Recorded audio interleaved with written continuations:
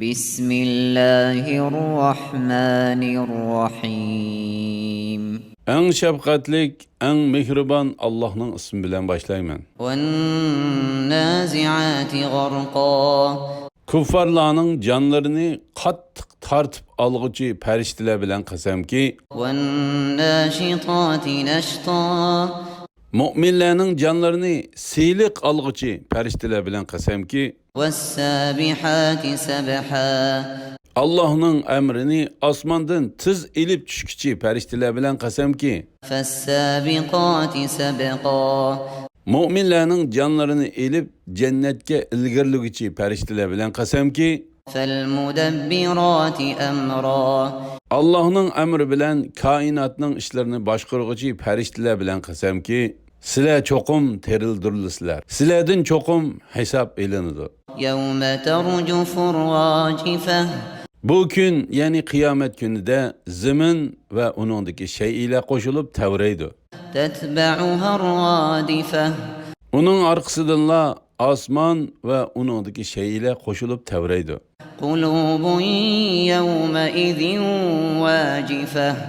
Bu günde dillarni, yani kuffarlarning dillarini qo'rqinish bosadi. Absaruha khashi'ah. Şu dillarning egillarının ko'zlari qo'rqinishdan tikilib qaray olmaydi. Yaquluna a-inna lamarduduna fil-hafirah. Ular aytadi, rastla biz avvalgi holimizga qaytarilamdik, ya'ni o'lgandan keyin terilamdik. A-idha kunna 'idhaman nakhirah. U bizning chirigan so'ngak bo'lib qolgan vaqtimiz emasmi? Qalu tilka idhan karratun khasirah. Ular aytdi, undaq bo'ladigan bo'lsa, bu ya'ni o'lgandan keyin terilish ziyonli qaytishdir. Ya'ni biz o'lgandan keyin teriladigan bo'lsak, davzah ahli bo'ladiganligimiz uchun ziyon tortquchilarmiz. Fa innama hiya zajratun wahidah. Fa idahum bis-sahirah. Bir sayha, ya'ni İsrafilning sur çelişi bilenla ular, ya'ni jami xaloyiq yer ostidan zaminning ustiga chiqib qoladi. Hal ataka hadithu Musa. Sana Musa'nın xabari keldimi? إذ ناداه ربه بالوادي المقدس طوى. Öz vaqtida uni Rabbi Tuva namlıq muqaddas vadada mundaq deb chaqirdi. اذهب إلى فرعون إنه طغى. Sen Firavunning qishig'i barg'in. U haqiqatan haddidan oshdi. فقل هل لك إلى أن تزكى. Onunğa küfreden ve günahlardan pak bo'lishni xohlamsan, وأهديك إلى ربك فتخشى. seni Rabbimni tonishga yetaklishimni xohlamsan, uni tonisan, Rabbingdan qo'rqsanda, yaxshi amallarni qilasan degin. فأراه الآية الكبرى. Musa Fir'aunga cho'ng mo'jizani ko'rsatdi. فكذب وعصى. Fir'aun Allah'ın peygamberi Musa'ni inkar qildi ve Allah'ın emriga osiylik qildi. ثم أدبر يسعى.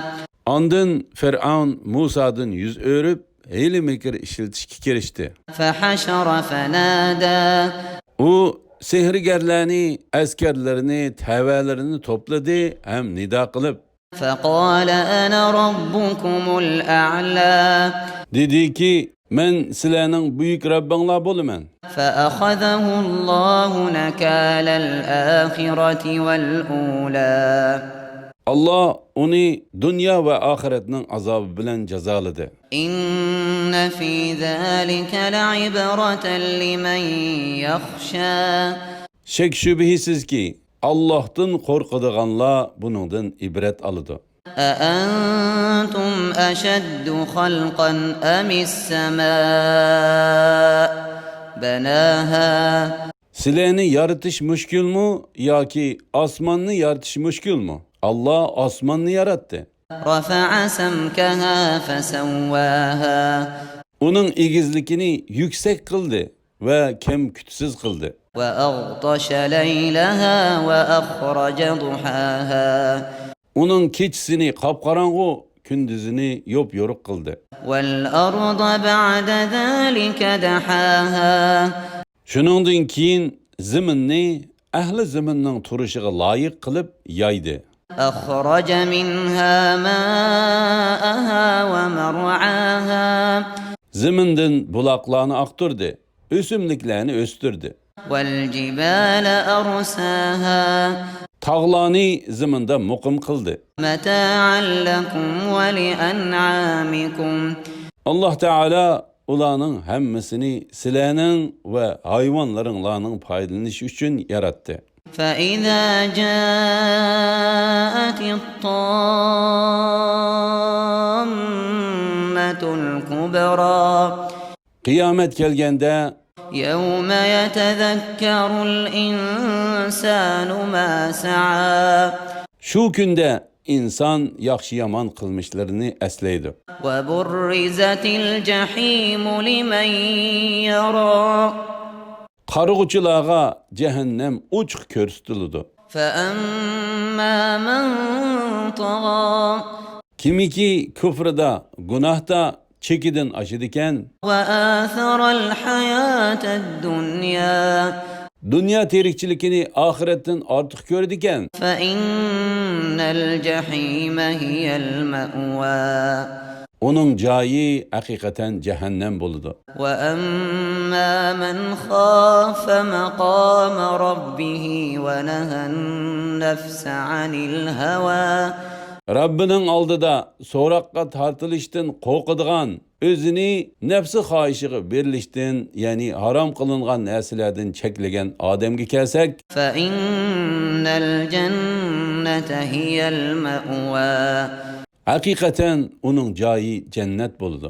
يسألونك عن الساعة أيان مرساها Ular senden qiyomatning qachon bo'ladiganligini so'raydi. فيما أنت من ذكراها Sen uni qandoqmi bayon qilib beralaysan? إلى ربك منتهاها Uni bilish Rabbingga xosdir.